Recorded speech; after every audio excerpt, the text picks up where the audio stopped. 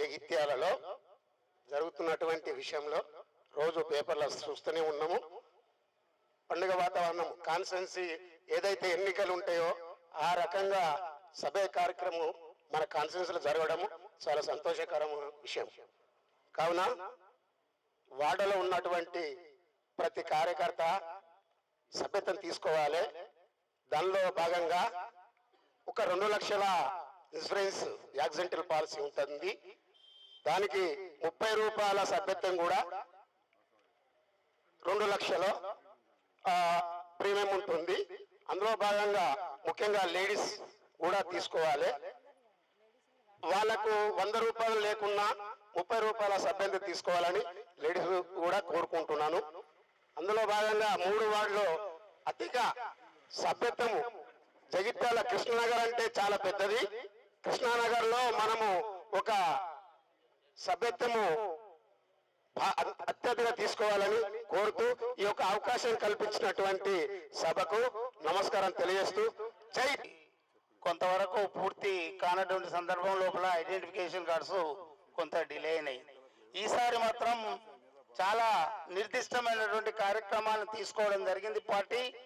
మరి తప్పకుండా మీకు ఐడెంటిఫికేషన్ కార్డ్స్ మరి ఇన్సూరెన్స్ వర్తింపజేయడానికి కోసం మరి టిఆర్ఎస్ ప్రభుత్వం చాలా కృషి చేస్తుందని, మరి మున్ముందు అనేకమైనటువంటి కార్యక్రమాలు కూడా చేయడానికి కోసం ఈ పార్టీ ముందుకు వస్తున్నటువంటి సందర్భం లోపల మీకు తెలుసు, ముఖ్యంగా మరి బీడీ కార్మికులకు ఇస్తున్నటువంటి 1000 రూపాయల పింఛను కూడా మరి ఈ ప్రభుత్వం అనేకమైనటువంటి రిక్షా కార్మికుల నుండి మొదలుకొని బీడీ కార్మికుల వరకు మరి అనేక సంక్షేమ కార్యక్రమాలు ప్రవేశపెట్టినటువంటిగా ప్రభుత్వం ఇదని చెప్పక తప్పదు.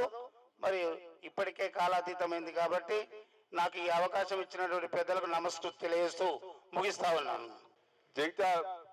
చిన్న జిల్లాలను ఎక్కువ చేయడం వల్ల ప్రజలకు పరిపాలన సౌలభ్యం బాగా జరుగుతుంది. దానివల్ల అందరికీ తొందరగా పనులు అవుతాయని కలెక్టర్ నుంచి చిన్న స్థాయి అధికారులు కూడా అందుబాటులో ఉంటారని చెప్పేసి ఉద్దేశంతోనే జిల్లాలు చేయడం జరిగింది. అది ఇంతవరకు ఏ ప్రభుత్వం చేయని విధంగా మన టిఆర్ఎస్ ప్రభుత్వం, మన ముఖ్యమంత్రి కేసీఆర్ గారు చేయడం ఇది మన అందరికీ హర్షించదగిన విషయం. ఇప్పుడు ఈ ప్రజలకు మేము కోరుకునేది ఎందుకంటే టిఆర్ఎస్ పార్టీలో ఎందుకు భాగస్వామ్యులు కావాలని చెప్పేసి అనుకుంటున్నాం అంటే, ఇంతవరకు జగిత్యాల పట్టణంలో ఎప్పుడైనా ఎంపీ గారిని చూశారా మీరు? మన ప్రియతమ నాయకురాలైన మన కవితక్క గారు ఎన్నిసార్లు వచ్చి ఎన్నో విధాలుగా ఇక్కడ ఉన్న సమస్యలు చిన్న మన ఊరు మన ఎంపీ ప్రోగ్రాంలో భాగంగా మన కాన్స్టిట్యూన్సీలో ఎన్నో చాలా విలేజ్ పట్టణానికి 4000 ఇండ్లు మన ప్రియతమ నాయకురాలు కవితక్క గారు శాంక్షన్ తీసుకురావడం జరిగింది. ఇంకా 4-5 రోజుల లోపల మీకు ఈ అనౌన్స్మెంట్ వస్తుంది. ఇక్కడ ఉన్న పేద ప్రజలందరికీ డబుల్ బెడ్రూమ్ ఇప్పించడానికి మా టీఆర్ఎస్ పార్టీ, మా పార్టీ తరఫున ఉన్న మా సంజయ్ కుమార్ సార్, మన ఎంపీ కవిత గారు చాలా కృషి చేస్తారు. అందరికీ ఇక్కడ మేము ఇంకో ప్రజలకు మరియు మా కార్యకర్తలు చెప్పాల్సింది ఒకటి, మీ ప్రాంతంలో ఉన్న పేద ప్రజలకు అందరికీ ఇప్పటికే అప్లికేషన్ పెట్టుకున్న వాళ్లకు తహసీల్దార్ మరియు కలెక్టర్ దగ్గర అప్లికేషన్ పెట్టాలని చెప్పేసి మనవి చేస్తున్నాను. ఇక మన సభ్యత్వం ఇంత గతంలో కన్నా ఇంకా ఎక్కువ సభ్యత్వం మన ఈ 3-4 వార్డు లోపల చేయాలని చెప్పేసి ఇక్కడ ఉన్న నాయకులకు, టీఆర్ఎస్ నాయకులకు, కార్యకర్తలకు విన్నవించుకుంటున్నాను. ఈ యొక్క అవకాశం 15, 16, 17 వార్డులు సంబంధించిన టీఆర్ఎస్ పార్టీ శ్రేణులకు, అదేవిధంగా ఈ కార్యక్రమానికి మన నియోజకవర్గ ఇన్ఛార్జ్ సంజయ్ గారికి, వేదిక అలంకరించిన పెద్దలందరూ కూడా పేరు పేరున నమస్కారం. ఎలక్షన్ రూల్ ప్రకారంగా ప్రతి పార్టీ ప్రతి 2 సంవత్సరాలకు ఒకసారి పార్టీ ఎన్నికలు జరుపుకోవాలి. అటువంటి నాయకుని యొక్క సహకారాలు మనకు కావాలంటే రాబోయే రోజుల్లో జగిత్యాల పట్టణంతో పాటు జగిత్యాల నియోజకవర్గంలో ఇటు ఎమ్మెల్యేతో పాటు ఎంపీని కూడా అత్యధిక మేరతో గెలిపించుకునే బాధ్యత మన అందరి దగ్గర ఉంది. ఇది అందరూ కూడా మీరు మద్దతు తెలిపే విధంగా జై తెలంగాణ, జై తెలంగాణ, జై తెలంగాణ. ఇవాళమ్మ మనకు జగిత్యాల జిల్లా అయింది. జిల్లా అంటే మామూలు విషయం కాదు. మనకు ఉన్నత అధికారులు ఉంటారు, ఐఏఎస్ ఆఫీసర్స్ ఉంటారు, ఐపీఎస్ ఆఫీసర్స్ ఉంటారు, అందుబాటులో ఉన్నటువంటి ప్రతి ఒక్క అధికారం మనకు ఉంటారు. మరి ఎవరికి ఎటువంటి ఇబ్బంది అయినా కానీ మరి మన నాయకులు వెనువెంటనే స్పందించి మరి మన యొక్క సమస్య పరిష్కారం కోసం పాటుపడతారని తెలియజేస్తూ మన తెలంగాణ ప్రభుత్వం చేస్తున్న సంక్షేమ కార్యక్రమాల గురించి మరి డాక్టర్ సంజయ్ గారు ప్రతి ఒక్కరికి వివరిస్తారు. ఇన్సూరెన్స్ ఉన్నదనే ముఖ్యం కాదు, పార్టీ సభ్యత్వం అనేది పార్టీ లోపల మేము కూడా గుర్తింపు పొందుతాం. తెలంగాణ సాధన లోపల మేము భాగస్వామ్యమే. మేము కూడా సకల జనుల సమ్మె నుంచి తెలంగాణ పోరాటం దానికి పనిచేసినాం. మేమందరం కూడా ఈ రాష్ట్రాన్ని బంగారు తెలంగాణగా తీర్చిదిద్ది జగిత్యాల జిల్లాకు వన్నె తెస్తామని మనందరం కూడా ఈ సభ్యత్వ నామోదం ముమ్మరంగా చేసి రాష్ట్రంలో జగిత్యాల ముందంజలో ఉన్న విధంగా మనం కొనసాగాలని మీ అందరికి విజ్ఞప్తి చేస్తూ ఈ అవకాశం నాకు ఇచ్చినందుకు మీ అందరికి మనకు సంక్షేమ పథకాలు అన్నింటిలో ముందస్తు తను చాలా కృషి చేస్తున్నది. దానికి అనుగుణంగానే డాక్టర్ సంజయ్ అన్న గారు కూడా మనకు అన్ని వేళల్లో అందుబాటులో ఉంటూ మనల్ని ముందుకు తీసుకెళ్తున్నారు. అందుకోసమే మీరు టీఆర్ఎస్ పార్టీ సభ్యత్వం తీసుకోండి. రాబోయే రోజులలో మళ్ళీ ఇంకో 2 సంవత్సరాల వరకు మళ్ళీ తెలంగాణనే రావాలి. మన జగిత్యాల్లో టీఆర్ఎస్ పార్టీ జెండా ఎగరాయాలని మీ అందరి పార్టీ తరఫున కోరుకుంటూ అందరికీ నమస్కారం. జై తెలంగాణ అని మీ అందరు ఒకసారి అనుల్లి, ఎందుకంటే మనం కష్టపడి సాధించుకునే తెలంగాణ. జై తెలంగాణ, సంజయ్ అన్న నాయకత్వం, జై టీఆర్ఎస్.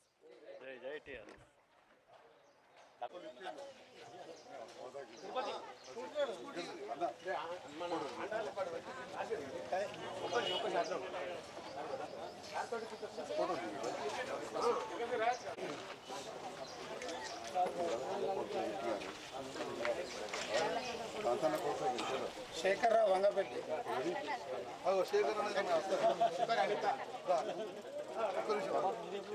మామ ఇట్లా మా శేఖర్ స్థానికంగా వచ్చింది కూడా వాడు జై తెలంగాణ. నరసమ్మ ఇప్పటి పట్టుకునేటోళ్ళతో చూస్తున్నాడు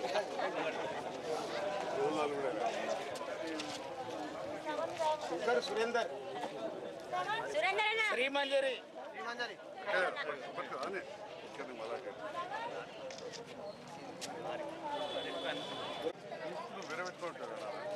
జై తెలంగాణ.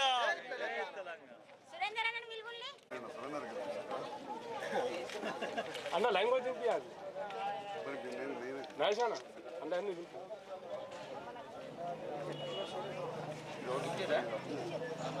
విజయ్కి లక్ష్మణ్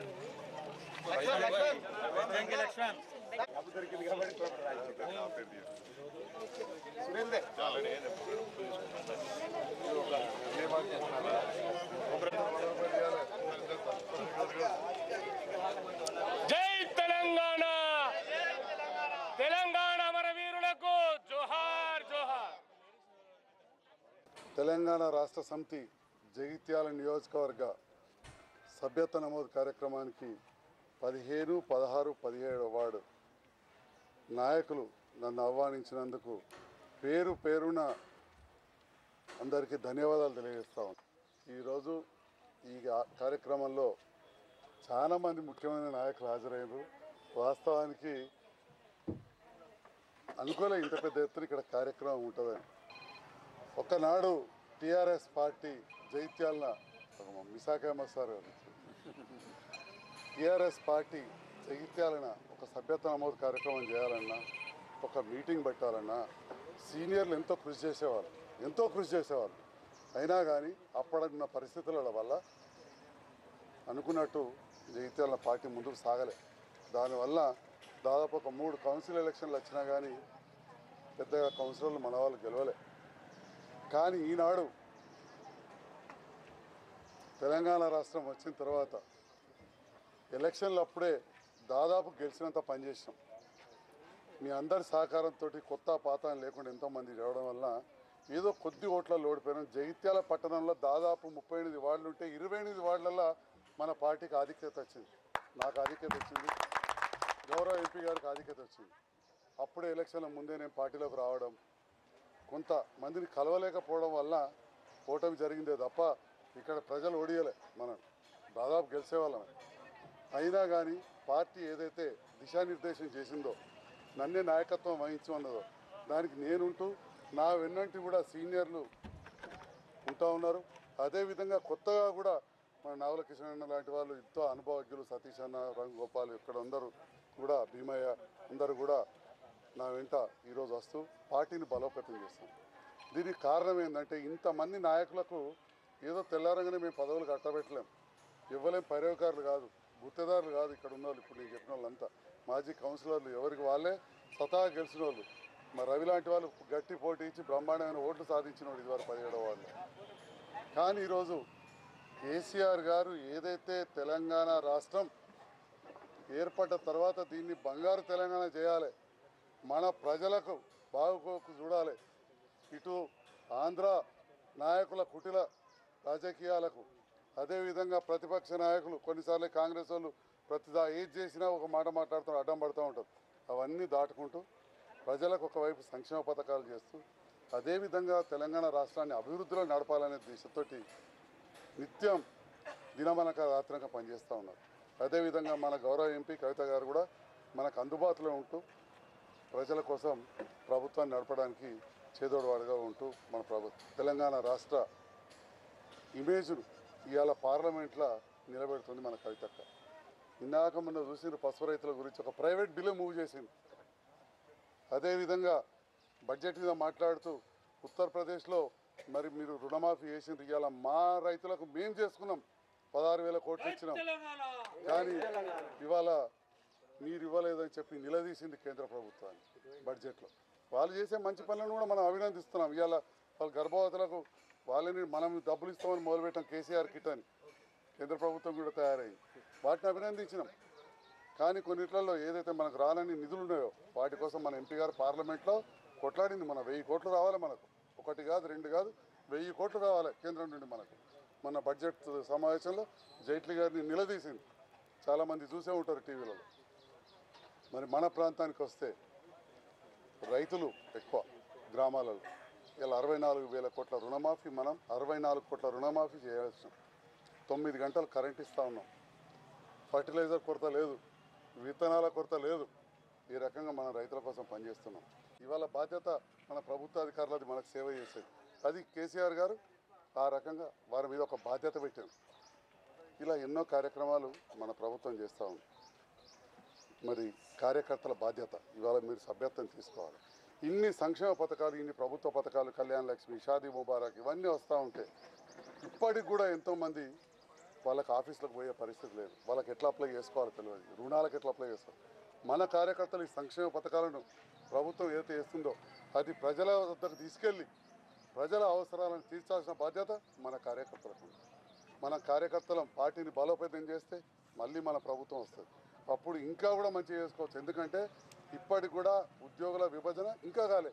2-3 రోజుల కింద కూడా చూసిరు కావచ్చు, గవర్నర్ నరసింహన్ దగ్గర మన హరీష్ రావు గారు ఆంధ్ర మంత్రులు కూర్చొని మాట్లాడుతున్నారు. 3 రోజుల కింద 1200 మంది విద్యుత్ కార్మికులకు నెలకు ₹1,00,000 పైన కూర్చోబెట్టి జీతం ఇస్తున్నాం, ఇంకా విభజన కాక ఒక్క విద్యుత్ కార్మికులకు ఈ రోజు కూడా. అంటే ఇన్ని కష్ట నష్టాలు ఎదుర్కొంటూ మనం ప్రభుత్వాన్ని మన ముఖ్యమంత్రి గారు మన మంత్రులు నడుపుతూ ఉన్నారు. కాబట్టి మనందరం కూడా ఇవన్నీ కూడా ప్రజల దృష్టికి తీసుకెళ్ళాలి. మనం సేవా కార్యక్రమంలో పాల్గొనాలి. ఎవరికి ఏ అవసరం ఉన్నా ముందుండాలని తెలియజేస్తూ మీరందరూ కూడా పెద్ద ఎత్తున సభ్యత్వ నమోదు ఇంకా చేయించి, అసలు ఇంత చిన్న కార్యక్రమానికి ఇంతమంది రావడమే పెద్ద గొప్ప. ఇక మీరు అందరూ తలా 10-20 చేయిస్తే దాదాపు 70% మంది అందరూ సభ్యులు అవుతారు. వీలైనంత మంది సభ్యులు చేయించండి. అందరి దగ్గర ఎక్స్ప్లెయిన్ చేసి మా నారాయణతోటే షురు ₹100 తీసుకొని క్రియాశీల సభ్యత్వం, అదేవిధంగా సాధారణ సభ్యత్వం ₹30 చేయించండి. క్రియాశీలంగా ఉండే వాళ్ళందరితోటి ₹100. ఇద్దరికి కూడా ఇన్సూరెన్స్ పథకం ఉంటుంది ప్రభుత్వ పరంగా. ఎందుకంటే మన కార్యకర్తలు ఎవరైనా దురదృష్టవశాత్తు యాక్సిడెంట్లో చనిపోతే ₹2,00,000 మనకు వస్తాయి. మన నియోజకవర్గంలో కూడా దురదృష్టవశాత్తు తాటిపిల్లిలో ఒక యువకుడు భూమిరెడ్డి లక్ష్మీదేవతల్లో పెద్దమంది చనిపోతే కూడా మనం ₹2,00,000 ఇప్పించడం జరిగింది. మరి మరొక విషయం చెప్పేది ఏంటంటే సభ్యత్వ నమోదప్పుడు ఆధార్ కార్డు పేర్లు కరెక్ట్ రాయండి, ఆధార్ నంబర్. ఎందుకంటే ఒక హమాలి కార్మికునికి మనం కరెక్ట్ ఇప్పించలేకపోయినాం. ఒక చిన్న హోటల్ నడుపుకుంటాడు రాజస్థాన్